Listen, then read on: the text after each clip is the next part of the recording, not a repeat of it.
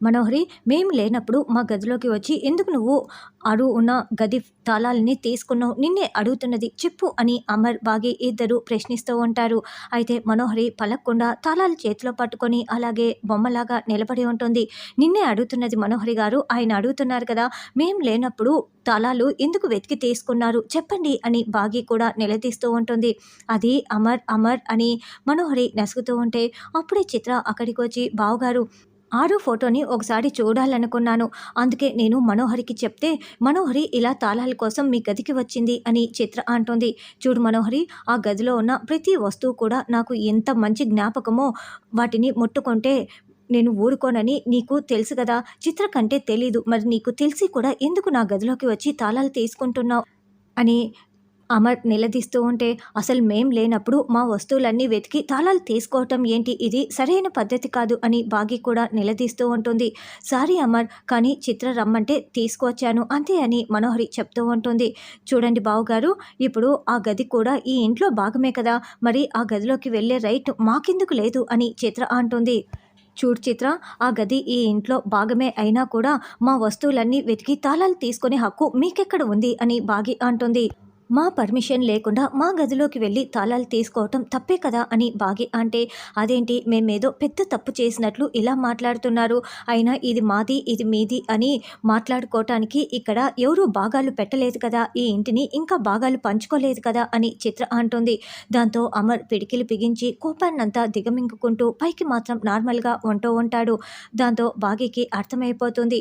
చూడు చిత్ర, నోరు అదుపులో పెట్టుకొని మాట్లాడు, ఎవరితో ఏం మాట్లాడుతున్నావో కొంచెం ముందు వెనుక ఆలోచించి మాట్లాడాలి, ఆయన సహనాన్ని పరీక్షించకు, ఇది నీకు మంచిది కాదు అని బాగి వేలు చూపిస్తూ వార్నింగ్ ఇస్తుంది.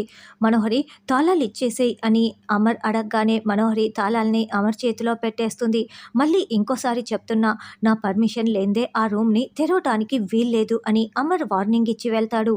తర్వాత రణవీర్, లాయరు, కార్తీ వెళ్దాం అని చెప్తూ ఉంటే, చూడు రణవీర్, నేను చెప్పేది విను, అసలు నువ్వే అమర్ మీద అటాక్ చేస్తున్నావన్న విషయం అమరేంద్రకి తెలిసిపోయిందని నాకు అనిపిస్తూ ఉంది, కాబట్టి మనం అర్జెంటుగా కోల్కతా వెళ్ళిపోదాం అని అంటే, లేదు, నేను అనుకున్నది సాధించే వరకు ఇక్కడి నుంచి కదలని లాయరు, అసలు అమరేంద్రకి నిజం తెలిసి ఉంటే ఈ పాటికి రివాల్వర్ నాకు పాయింట్ బ్లాంక్లో పెట్టి ఉండేవాడు, అంజుని కిడ్నాప్ చేసింది నేనేనని, అసలు చంపడానికి ప్రయత్నిస్తున్నాను అని ఆల్రెడీ అటాక్ ప్లాన్ చేశానని అమర్కి తెలిసినా కూడా తను నన్నేమీ అంటం లేదంటే దాని వెనుక ఏదైనా బలమైన కారణమే ఉండి ఉంటుంది. ఏదైతేనేం నేను అనుకున్నదైతే సాధించే తీరుతాను అని రణవీర్ అంటే, చూడు రణవీర్, ప్రాణం కంటే ఆస్తి ముఖ్యం కాదు కదా అని లాయర్ అంటే, లేదు, నాకు ప్రాణం కంటే ఆస్తి ముఖ్యం, ఎందుకంటే ఆస్తి లేకపోతే ప్రాణాలతో ఉండి కూడా ఏం లాభం చెప్పు, నిన్నటి నుంచి నాకు కోల్కతా నుంచి పదే పదే ఎవరో కాల్ చేస్తూనే ఉన్నారు, కాబట్టి నువ్వు ఫోన్ లిఫ్ట్ చేసి నేను లేనని చెప్పేసేయ్ అని తన ఫోన్ని లాయర్ చేతిలో పెట్టి తాను డ్రైవింగ్ సీట్లో కూర్చొని ఉంటాడు. హలో, ఎవరు చెప్పండి అని లాయర్ అనడంతో, నేను ఆశ్రమం నుంచి వార్డెన్ని మాట్లాడుతున్నాను, నేను రణవీర్ గారితో మాట్లాడాలి అని ఆవిడ చెప్తుంది. రణవీర్ గారితో నా ఏదో విషయం చెప్పండి అని లాయర్ అనడంతో, అంటే రణవీర్ గారు వాళ్ళ కూతురు విషయంలో వెతకటం మొదలు పెట్టారు కదా, ఆ విషయమై మాట్లాడాలి అని వార్డెన్ చెప్పటంతో, అవునా అంటూ, రణవీర్, నీ కూతురు గురించి ఏదో విషయం చెప్పాలంట అని లాయర్ వెంటనే రణవీర్కి ఫోన్ ఇవ్వటంతో రణవీర్ పరుగులు పెడుతూ ఫోన్ తీసుకొని, చెప్పండి, నా కూతురు ఎక్కడ ఉందో తెలిసిందా, చెప్పండి చెప్పండి అని అడుగుతూ ఉంటాడు. మీ కూతుర్ని ఎవరు దత్తత తీసుకున్నారో తెలిసిందండి, అది ఎవరో కాదు, అమరేంద్ర, అరుంధతి అనే భార్యాభర్తలు మీ కూతుర్ని దత్తత తీసుకున్నారు అని వార్డెన్ చెప్తుంది. ఏంటి, అమరేంద్ర, అరుంధతి నా కూతుర్ని దత్తత తీసుకున్నారా, మీరు చెప్తున్నది కరెక్ట్ ఇన్ఫర్మేషనేనా అని రణవీర్ మరీ మరీ అడుగుతూ ఉంటాడు.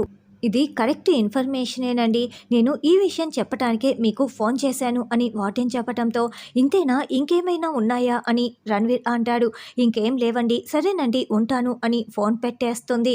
ఏంటి రణవీర్, మన దుర్గ పాపని దత్తత తీసుకుంది ఎవరు అని లాయర్ అడగటంతో, అమరేంద్ర అంటూ రణవీర్ అరుస్తూ చెప్తూ ఉంటాడు.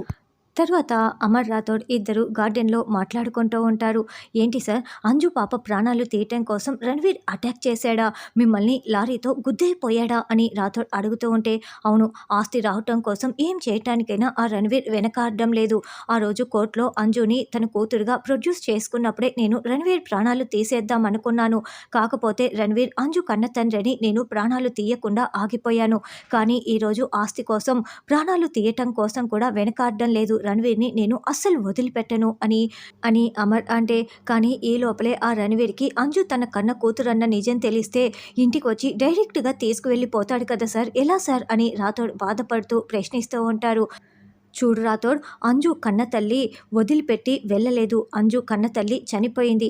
కంటికి రెప్పలా కాపాడుకునే తండ్రి ఉన్నారు. ఒక అక్క ఉంది. ఇద్దరు అన్నలు ఉన్నారు. బాగీ కూడా ఉంది. అంజు ఫ్యామిలీ అంటే ఇదే. ఆ రణవీర్ ఫ్యామిలీ కాదు. నువ్వు మర్చిపో. అంజుని నేను ప్రాణంగా చూసుకుంటాను. అంజు నా కన్న కూతురు రాథోడ్. ఇదే నువ్వు గుర్తుపెట్టుకో" అని, అసలు అంజు వైపు చూడాలంటేనే రణ్వీర్ భయపడేలా నేను చేస్తాను కదా అని వెంటనే అమర్ రణ్వీర్‌కి కాల్ చేస్తాడు. "ఏంటి అమరేంద్ర, వాట్ ఏ కోయిన్సైడ్, నేనే నీకు కాల్ చేద్దాం అనుకున్నాను" అని రణ్వీర్ అంటే, "అవును, నేను నీతో మాట్లాడాలి" అని అమర్ అంటాడు. "నేను కూడా నీతో చాలా ముఖ్యమైన విషయాలు మాట్లాడాలి అమరేంద్ర, ఎప్పుడు కలుసుకుందాం" అని రణ్వీర్ చాలా పొగరుగా మాట్లాడుతూ ఉంటాడు. "రేపు మార్నింగ్ టైంలో కలుసుకుందాం, నేను కూడా రెడీ" అని అమర్ చెప్తాడు. తర్వాత బాగి హాల్‌లో ఉన్న లైట్స్ అన్నీ కూడా ఆఫ్ చేసి పడుకోటానికి వెళ్తూ ఉంటే చిత్ర దయ్యంలాగా నిలబడి ఉంటుంది.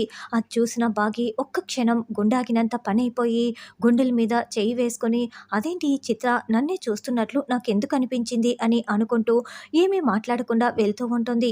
"బాగి, ఆగు బాగి" అంటూ నీతో మాట్లాడాలని చిత్ర అంటుంది. వెనకాల ఏవో పేపర్స్ దాచిపెట్టుకొని మరీ మాట్లాడుతూ ఉంటుంది. "నాతో మాట్లాడాలా? ఏం మాట్లాడాలి చెప్పు" అని బాగి అంటే, "చూడు బాగి, నువ్వు నాకంటే వయసులో చిన్నదానివి. నువ్వు ఈ ఇంటి పెద్ద కోడలివైనా కూడా నీకంటే నేను వయసులో పెద్దదానిని కాబట్టి నిన్ను అక్క అని పిలవలేను.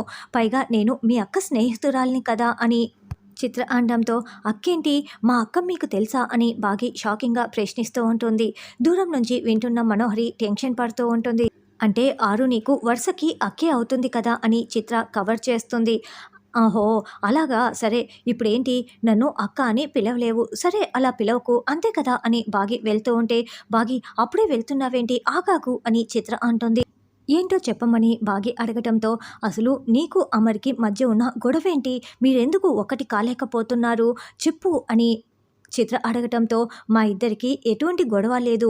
నేను ఆయన్ని చాలా ఇష్టపడుతున్నాను. ఆయన నాపై కాస్త ప్రేమ చూపిస్తున్నాడు" అని బాగి చెప్పటంతో, "అయితే మీరు ఎప్పటికీ కలవరనమాట.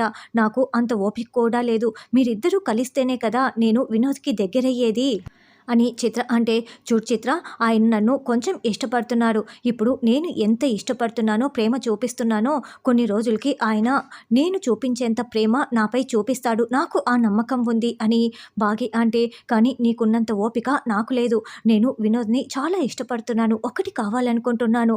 కాబట్టి త్వరగా నువ్వు ఏదో ఒకటి చేసి అమర్‌కి దగ్గర కావాలి. కాబట్టి ఇదిగో ఇది ట్రై చెయ్యి" అంటూ ప్లేట్‌లోని మల్లెపువ్వుల్ని చూపిస్తూ ఉంటుంది. ఇక వాటిని చూసిన బాగి పగలబడి నవ్వుతూ ఉంటుంది. మనోహరి దూరం నుంచి చాటుగా కోపంతో రగిలిపోతూ చూస్తూ ఉంటుంది. "ఎందుకు నవ్వుతున్నావు" అని చిత్ర అనడంతో, "ఇలాంటివి నేను అత్తయ్య ఎన్నో ట్రై చేశాం. ఏవి కూడా వర్కౌట్ అవ్వలేదు" అని బాగి అంటే, "కానీ ఇప్పుడు కూడా ట్రై చేయి. ఇప్పుడు ఈ మల్లెపూలు పెట్టుకొని మీరిద్దరూ ఒక్కటైపోండి. మీరు అయితేనే కదా నేను వినోద్‌కి దగ్గరయ్యేది. ప్లీజ్ ప్లీజ్ ప్లీజ్, నువ్వు పెట్టుకోకపోతే ఉండు, నేనే పెడతాను" అని చిత్ర దగ్గర ఉండి బాగి తలలో మల్లెపూలు పెట్టి మరి, "ఇప్పుడు వెళ్ళు. నువ్వు మాత్రం నా జీవితమంతా నీ చేతుల్లోనే ఉంది. ఒక్కటి మాత్రం కావాలి చెప్తున్నా" అంటూ దగ్గరుండి చిత్ర బాగిని పంపిస్తుంది. బాగి వెళ్ళగానే మనోహరి చిత్ర దగ్గరికి వచ్చి కోపంతో ఉరిమి చూస్తూ ఉంటుంది. "మనోహరి, ఇక్కడ జరిగిందంతా నువ్వు చూసేసావనే అనిపిస్తోంది" అని అంటే, "అవునే, వాళ్ళిద్దరిని వేరు చేయమంటే నువ్వు వాళ్ళిద్దరిని కలపటానికి ట్రై చేస్తున్నావా నిన్ను" అంటూ మనోహరి చిత్రని కొట్టటానికి చెయ్యి ఎత్తితే, "మను ఆగు. ఇప్పుడు పెళ్లి మాత్రమే చేసుకున్నాను. నా స్థానం ఇక్కడ బలపడాలంటే వినోద్‌తో నా ఫస్ట్ నైట్ జరిగిపోవాలి. వాళ్ళది జరిగితేనే కదా నాది జరిగేది. అప్పుడు నేను ఈ ఇంట్లో చిన్న కోడలుగా బలపడేది. అప్పుడే నేను నిన్ను ఈ ఇంట్లోకి అమర్ భార్యగా తీసుకురాగలను. కాబట్టి అర్థం చేసుకో. నేను నీ కోసమే చేస్తున్నాను. ఇంకెప్పుడూ కూడా ఇలా నన్ను కొట్టటం, తిట్టటం లాంటివి చేయకు. నాకు అస్సలు నచ్చదు" అని మనోహరికి చిత్ర వార్నింగ్ ఇచ్చి వెళ్తుంది. ఇది ఒక్కరోజు అయిందో లేదో ఈ ఇంట్లో కోడలుగా అడుగుపెట్టి తెగ రెచ్చిపోతోంది. దీనిని సెర్చ్ చేయాల్సిందే అని మనోహరి అనుకుంటూ ఉంటుంది. అమర్ అద్దం దగ్గర నిలబడి ఉంటే అప్పుడే బాగి ఏమండి ఒక్క నిమిషం అంటూ అమర్ వైపు అదో రకంగా చూస్తూ డోర్కి గడియ పెట్టేసి మరి అమర్ వైపు తదేకంగా చూస్తూ అదో రకంగా చూస్తూ ఉండటంతో అమర్ కొంచెం టెన్షన్ పడుతూ బాగి వైపు చూస్తూ ఉంటాడు.